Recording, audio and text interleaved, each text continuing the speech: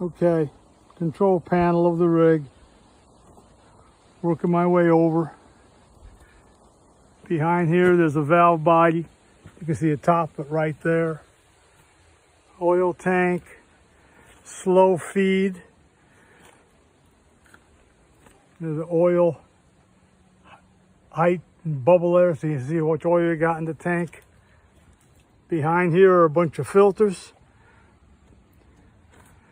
This is air for your air pump if you're running an air system. Battery for the truck. 3 12-volt batteries in here. Water pump, water out, another water out, intake. You get a hose with this with the cam locks. This is the way I get foam into the system when I'm top holing into a 1-gallon pail. Air compressor. This is the way we winterize the air compressor lines. There you go.